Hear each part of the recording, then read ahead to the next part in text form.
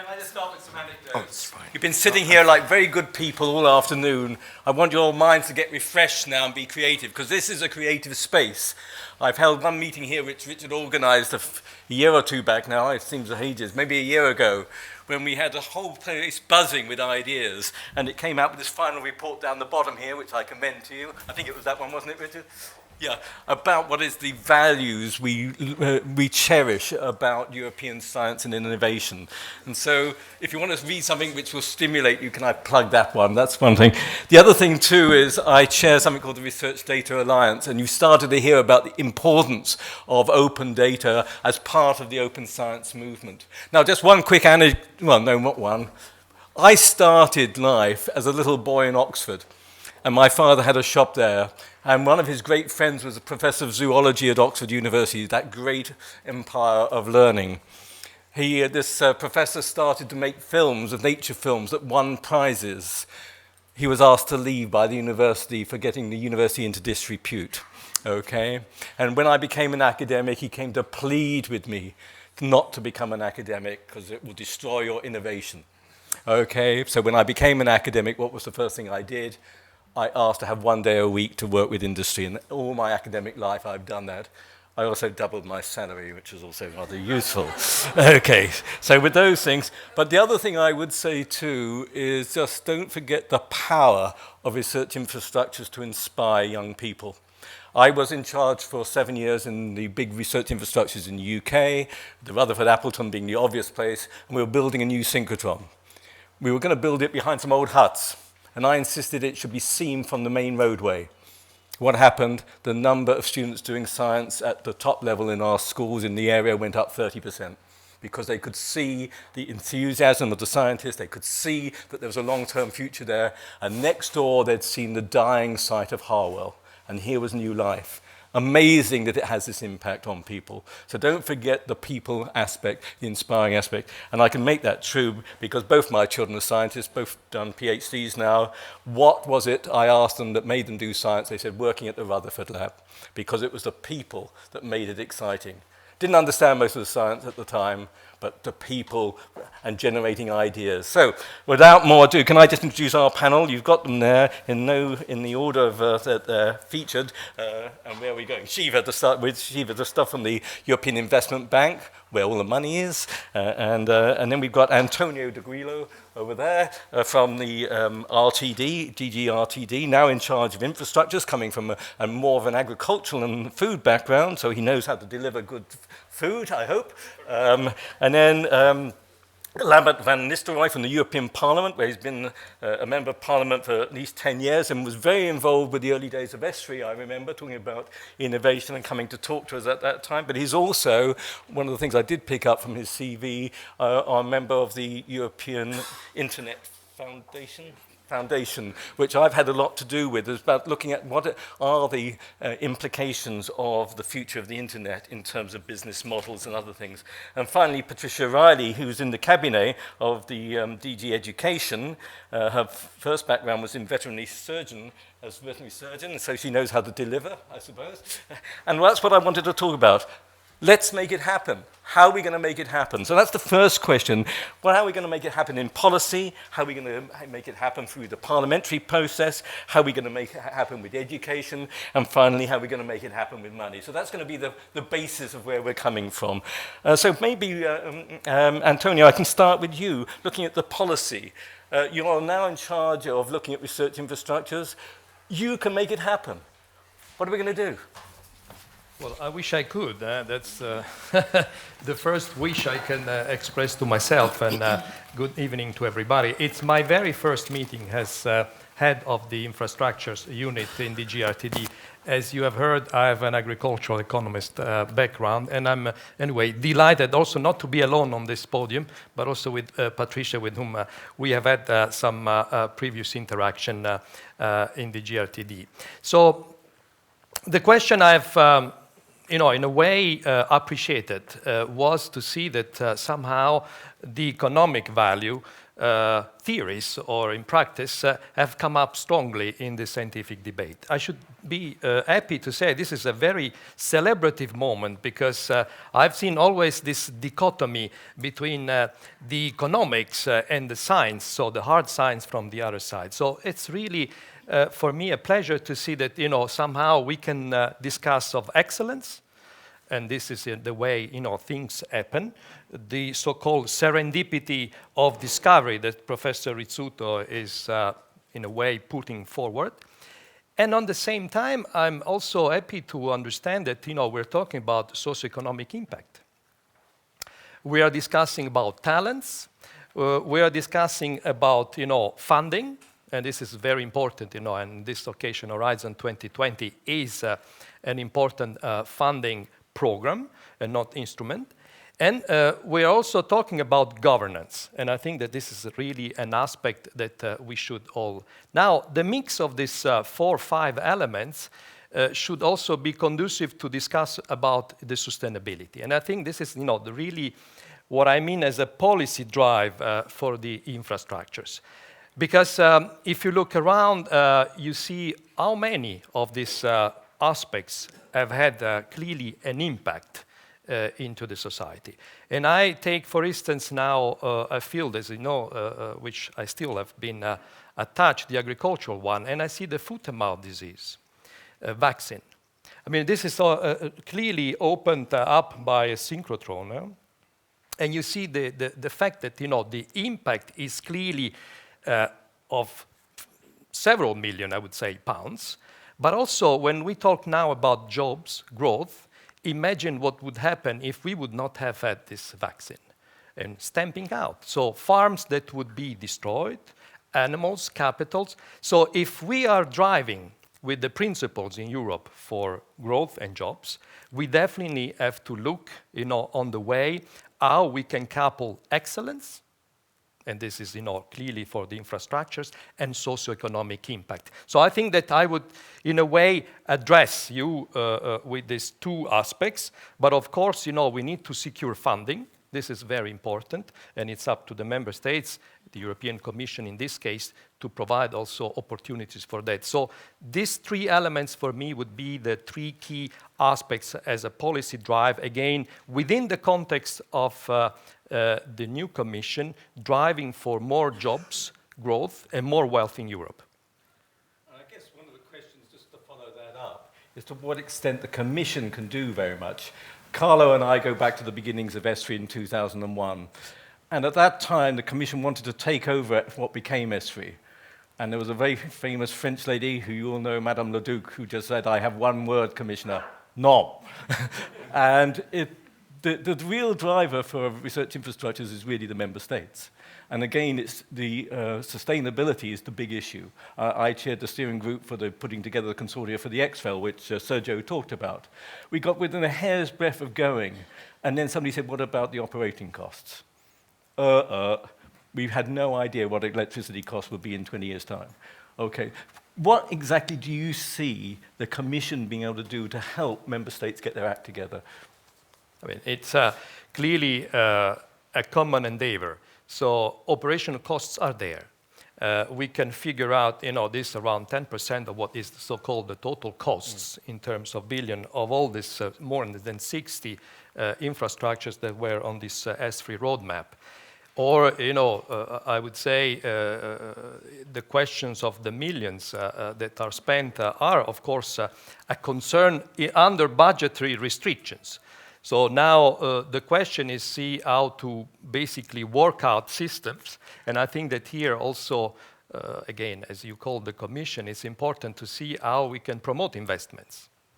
So how we can maybe discuss this in another moment or later. I'm sure that the European Investment Bank has also ideas on this. Yes. But anyway, how do we move from the so-called excellent science to the technology development? And further on, how do we make clear that we have an investment policy ready?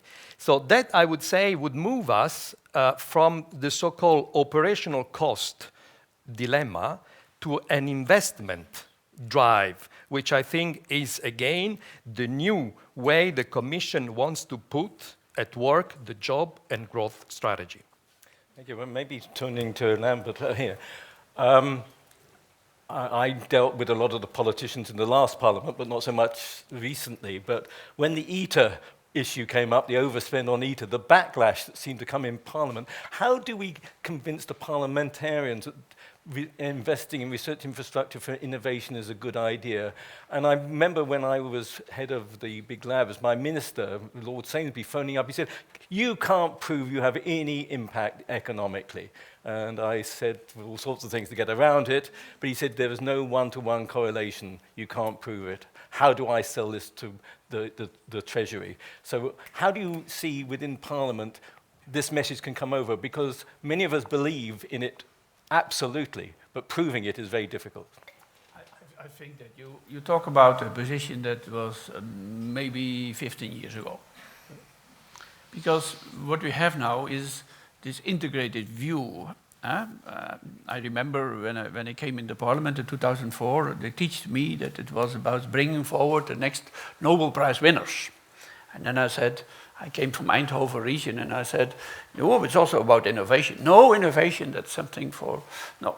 So we have made, in the seventh framework, our changes. We have now a specific approach from industry side, put them in the chair. It's absolutely important. And made in Europe is really important, not just invented in Europe and then give it away. And so what we do now is make these preconditions for funding, that we have consortia, that not one company leaves and everything is gone, you know. We gave away our knowledge. So in terms of rethinking, we made this turn already. So there is some light for you too from the side of the Parliament.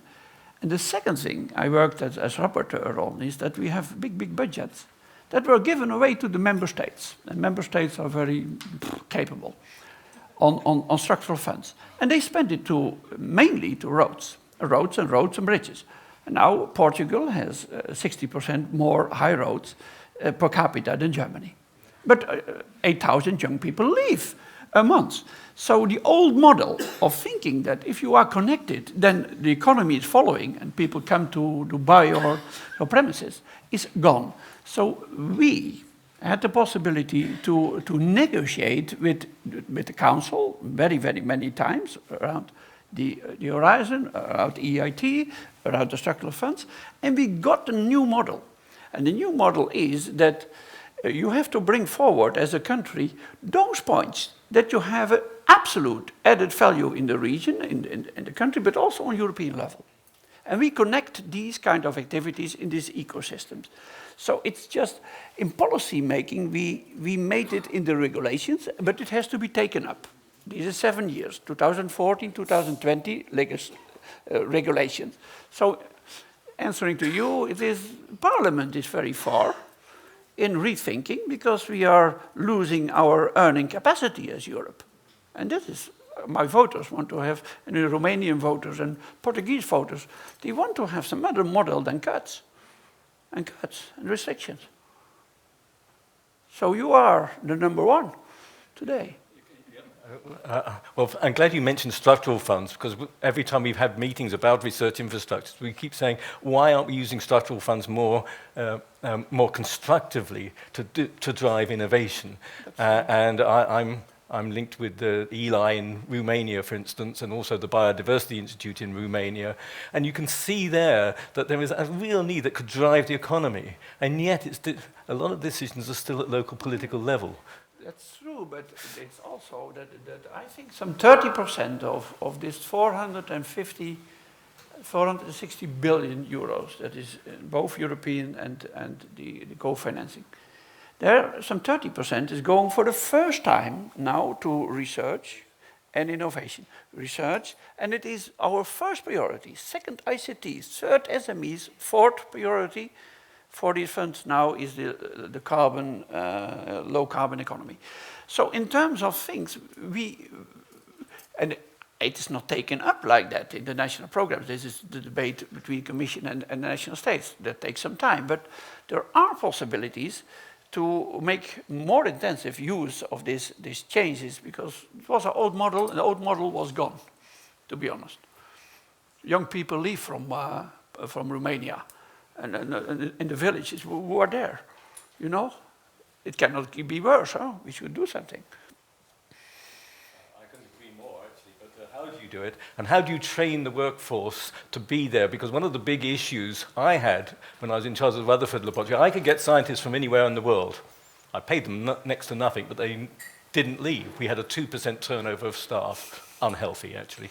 But on the other hand, getting good, skilled people locally was one of my big issues, and I know it's a huge issue. I'm lobbing this up to you, Patricia. You can talk about anything you like on people or education, but I do think we need, concurrently with the research infrastructures and the innovation agenda, we must look at people and must look at education. I couldn't agree more. I'm coming from a privileged position of having worked in research and innovation for the last 5 years, and I've now segued over into education policy, but maintaining a large interest in science and innovation.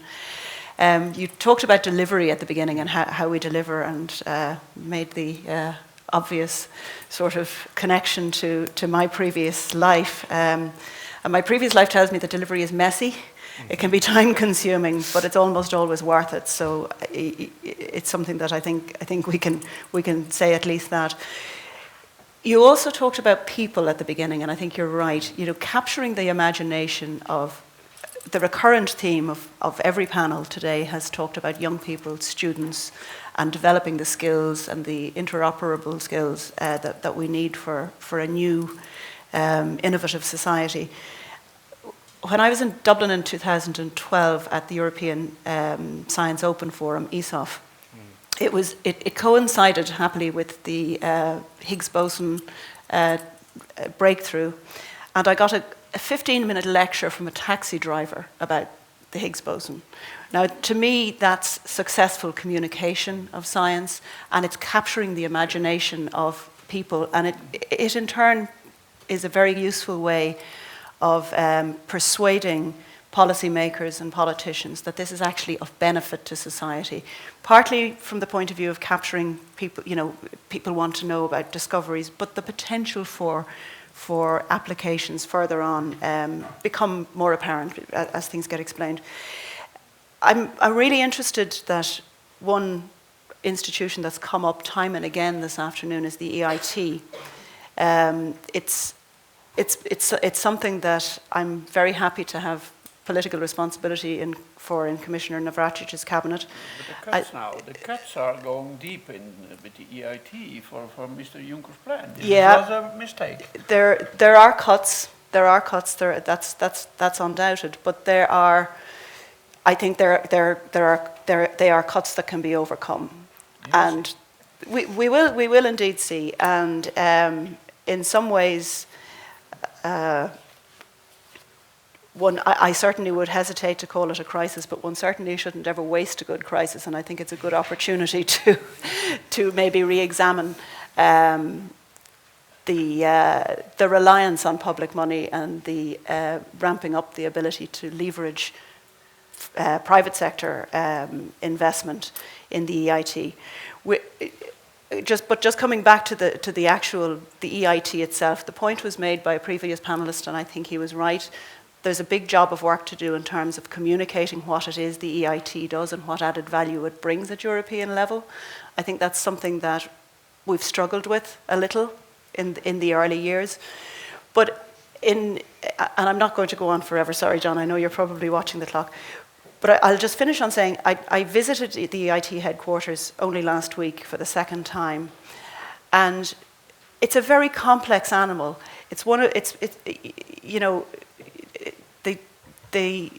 Somebody talked to me recently about complex problems, and it said quite rightly, a lot of people think you've got a complex problem, there's always a simple solution. There is always a simple answer to every complex problem, and it's usually wrong. It's almost certainly wrong. So in terms of trying to explain what the EIT does, communicate it to the outside world, we have a job of work to do, but I think we can do it. But I saw in Budapest some fantastic starts to what people can do at that interface between entrepreneurship, the business world, and the established bigger business world and academia. So I think that is going to be one of the keys to unlocking the success of Europe in the innovation space, is training young people, ensuring that we have the skills to provide for your lab. I meet people all the time. I met people from the IT industry just last week who say all over Europe they're crying out for people with the data analytics capacity that they need. Yet we have, hundreds of thousands of unemployed young people. This, for me, doesn't compute, and we have to address that. And we have to address it quickly. Yes, That's yes. the key, because we haven't got much time. Completely agree. I realised it was 10 years ago I wrote a paper called Where Do New Ideas Come From? And the first thing I put down was poverty. So maybe that's not the thing to share here. The second thing was tension between different people, arguing, the common room, the coffee room, the canteen at CERN. You just need to go there. I inspired some bankers from London with the canteen, as Sergio knows. That's why I now call it the Large Human Collider, not the Large Hadron Collider. You need to bring people together. You need to bring them together on equal status. And I think that's one of the things. Now we turn to Shiva, Miss Moneybags, but seriously, I think we always talk about either the structural funds or the European Investment Bank as being a sort of golden egg that will eventually deliver. How's it going to help us in this game? So thanks a lot for the very promising introduction. I hope I don't disappoint. No, I'm representing an area called Innofin, and in particular the advisory side. Innofin is actually a joint program between the European Commission, DG RTD, and the European Investment Bank, and had its successful flagship program under the last framework program under the RSFF. It has now become sort of the next generation, and hopefully even a better one, which has now also an advisory to it. Now, under the RSFF, and I'm happy to see somebody who has been very involved with the bank at the time, we did finance research infrastructures. We financed the ESO project, the synchrotron in Italy, and also CERN, in fact, a while back, during the CapEx. And what the bank's role in those transactions have been is effectively helping the member states front effectively their budgetary commitments that come over a certain number of years, provided liquidity financing given the timing mismatch, given the fact that some of the some of the contributions come in kind, others in cash, and there's a lot of, from a project management perspective, there is therefore a need for some insurance, so to speak, in case there are cost overruns or just cash needs that cannot be met by these budgetary commitments. Now, this is, I would say, the first generation of support that the EIB has been given to research infrastructures, and it's been a very important one, and I hope one that will continue.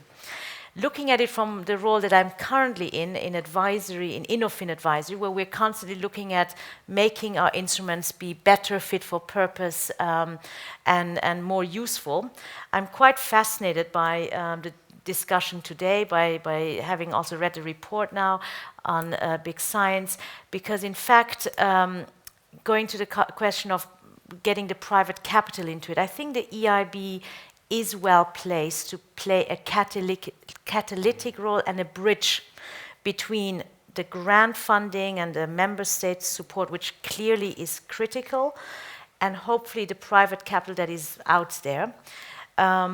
It's just that we need to find ways to, I don't think it's as easy as that. I think we need to look at really ways of putting some value, monetizing, capturing some of the value that is clearly left on the table. If I read all the amazing discoveries that have come out of the research, and I think we do really need to rethink of the role of public sector support, which very often, and I remember the reference to the Lehman moment, where the public sector socialized the losses. We need to perhaps think of socializing the upside. And therefore, why should we again, this may be very, and these are my personal views right now, but I mean, I'm thinking there must be a way to capture some of that, because that can help bring the private capital into this space. Therefore, I mean, to just conclude, I mean, we have already engaged in discussions with Dr. Henry Chesbrough, who's also visited the EIB. I am very intrigued by the whole open innovation model. In fact, it's nice to have Jan in the room, because we experimented with Philips under the RSFF, an open innovation loan under the predecessor of Innofin, where we provided a subordinated loan, took more risk on Philips, but actually with the condition that Philips engages in open innovation activities with SMEs, research institutes on the Eindhoven campus. The next stage under Innofin would be, and I hopefully under sort of maybe a Juncker initiative, would be to take more risk, to take it a step further and really to stimulate that investment. So I think open innovation has a very important role to play. We've looked at it from the corporate sector, helping the corporates do more, and we would be delighted to do so with research infrastructures. That's a promise, is it? To sign up here then, Sergio. Let's open it up to the floor, and we'll come back to the panel in a moment. And I think there are just two questions or two things I'd like you to reflect on. One is to reflect on whether Attract is a good way of taking this forward, a way, or maybe there are others. The second is if there's one thing you could actually do now, what would it be? So you can ponder on that whilst I throw it open. Do we have any Twitter followers? No, we've killed them all off. Henry was just enough. Okay, over to you guys. You're not going to get away early, so you might as well ask a question. Absolutely dead. Okay, yeah, please. Then, Carla. Hello, good afternoon. My name is Monica Tarzan. I work in Unit A6 of R&D in open science. And well, my intervention is very to the point, because I see you've focused mostly in open innovation. And I think this is, of course, the trend that with the digital single market, we should be really being intent on this. But my point was also on the open science front. So to the panel, how do they see, because you see that you want to attract investment for research, and then maybe, like Henry said, will protect the foreground for certain applications. But I'm thinking also on the open science, leaving all the research results open if they don't lead directly to exploitation. And then this also could lead to innovation by other totally different applications that people would, the research team would never have thought of. This could also lead to innovation, and I wonder if you think this is a good idea or not. Let's take the two questions together. Carla, you wanted to say something? And whilst Monica's sitting down, I'm working with Monica's group in looking at new business models for open science and open innovation. So it's going to be quite exciting to see how those develop. Carlo, do you want to crack on? There's something coming. That has not come out. Hang on. One issue that has not come out, is the open market. What we are lacking in Europe, and a number of the spin-off companies that I've seen having birth in Europe have gone to the United States, is the fact that the market of a number of products that are coming out of innovation is not united, is not open in Europe.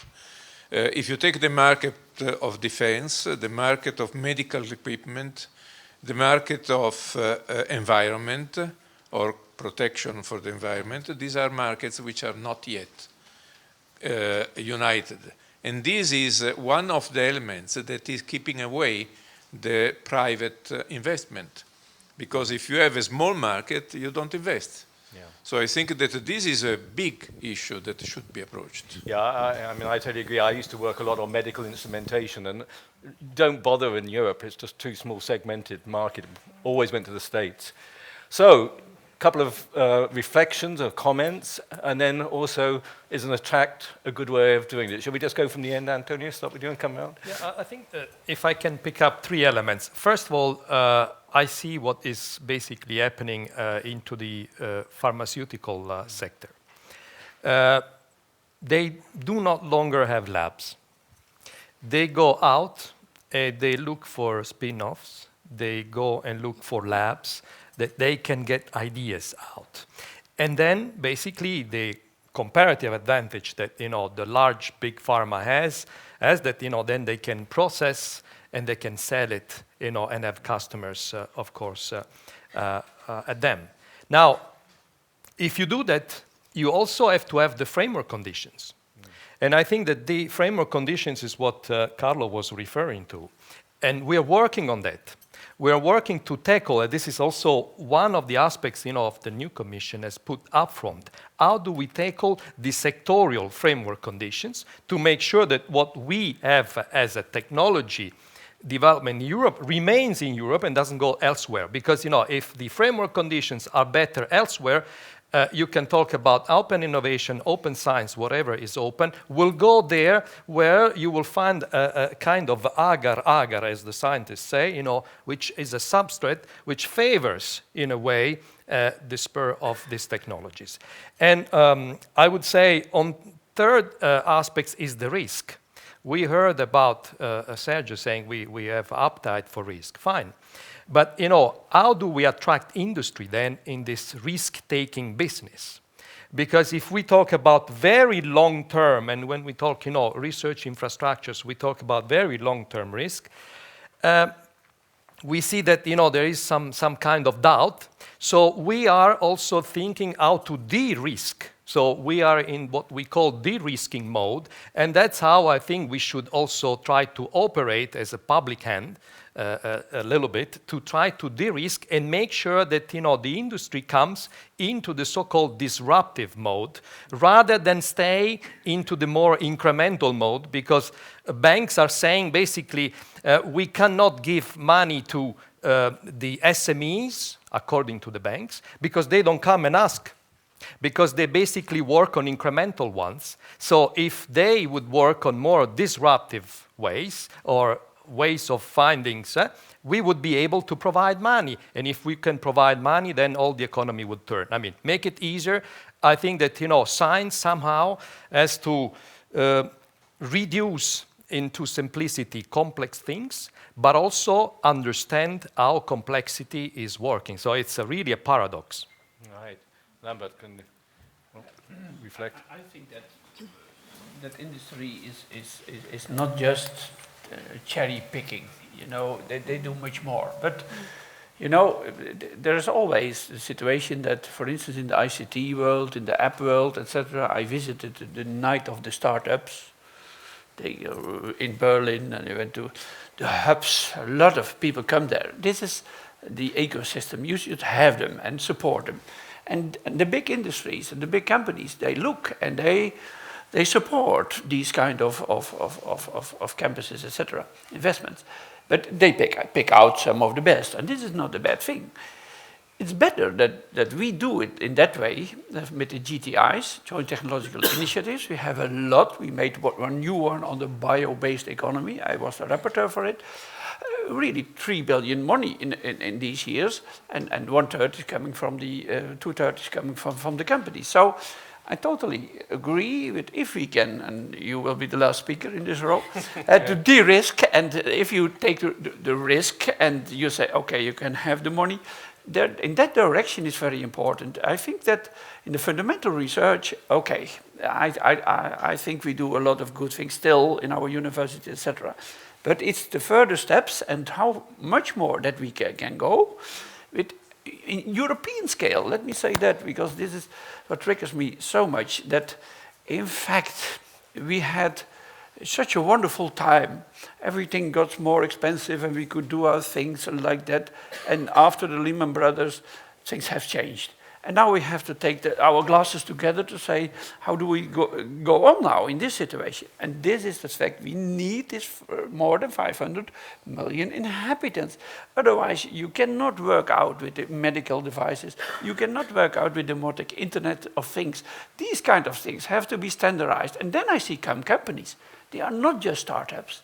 They are also companies who further develop in the direction of delivering these companies, of these services. So personally, I think you need the new startups and a good environment for that.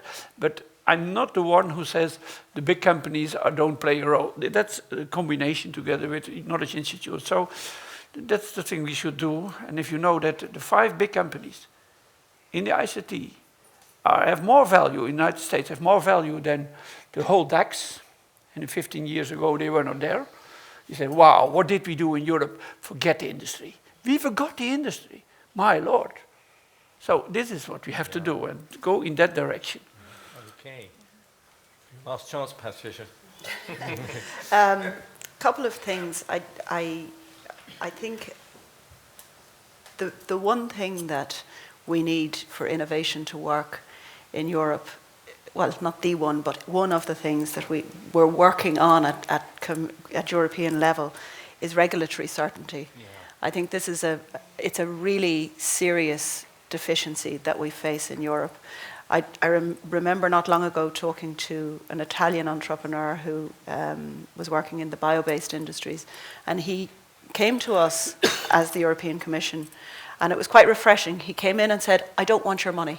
I'm not interested in any money from you. What I want is to know that the playing field will remain stable for the coming decade or 15 years, because without that certainty, he couldn't, in all conscience, invest his own shareholders' money. So I think that's one thing I would certainly wish for. I think we're doing a lot of things right. I think we need to do more of the things we're doing right, like the JTIs. I think the bio-based JTI is a very good example. One that's been established for some time now is the Innovative Medicines Initiative. And I think that's a fantastic example of where naturally very competitive companies have come together in a pre-competitive space to cooperate, to share data, to share science. And they've worked out, it has taken a number of years for them to come to a point where they've worked out the IP regime, where they're comfortable working with each other and exchanging information. And that's not just a matter of creating pretty science. It means that those people are making much more rapid progress in areas of research than any one individual company could do, albeit those being very big companies. And finally, if there was one wish that I could have, it would be to be in a position to somehow mine all of the good ideas that have come out of European research over the course of the framework programs to date and Horizon 2020 now. We've got, we've talked about the ERC. There are hundreds of people who have benefited from ERC grants. We've got thousands and thousands of people who've benefited from the support of the Marie Skłodowska-Curie program. I'm quite convinced that there are a lot of excellent scientific ideas out there waiting to be discovered by the entrepreneurs, by the business people who can actually see the potential in those ideas. So finding a way to harness that, I think, is something we haven't cracked yet, but we should do. Shiva, final word. So I would actually start, you asked what we would like to do. Maybe first I'd like to experience the CERN canteen for some inspiration. I think we can invite them probably any day. But more concretely, I think, I guess as maybe the bankers here, we would probably like on the attract front, going back to your question on attract, my sense is that we need to better understand what attract is all about. But then very concretely look at, as I mentioned, so we have within the Innofin, we have products that are on the VC, SME side, we have things that are with the larger corporates, we have things with the mid-caps. I think what I would hope we could start at least with the existing financial instruments. Are there ways we can already support whatever Attract would like to do in the collaborative innovation or research activities with their counterparts, and see whether there is actually a more immediate with the means that we have of financing some of these activities. And then coming in again from an advisory perspective, I would then look at, well, if we cannot or if there are other things, then maybe we need to refit some of those instruments, and this is effectively our role under Horizon 2020, working with our colleagues in the Commission. If we need to do things better, let's then do them better. But we only will know when we are getting our hands basically into the actual issues. You've all raised a whole lot of issues, and if I had another 20 hours, we could follow them up, but we've run out of time. I promised you that I wouldn't use the English interviewer Jeremy Paxman as a model, so I hope you don't think I've been too aggressive. For those that don't know, we even have a verb to be paxman, where you ask one minister the same question 16 times to find out whether he'd sacked somebody, if you remember. It was great YouTube. But before I finish, I would like to express my personal thanks to both the Norwegian embassy and the ambassador in particular, because I've always found it wonderful meeting here and having new ideas, and to all the speakers, not only the panelists here, but the others, including Henry, wherever he is in outer space or whatever. And I'm now going to be holding you back from anything. Are you going to say anything finally? In which case, I don't know where the refreshments are, but look, one thing I would say, sorry, this is something, when we started the Research Data Alliance 2 years ago, it started off by an American standing up on a stage like this and said, let's just do it. And my phrase here for this is, let's just do it, because I'm fed up waiting around. Okay.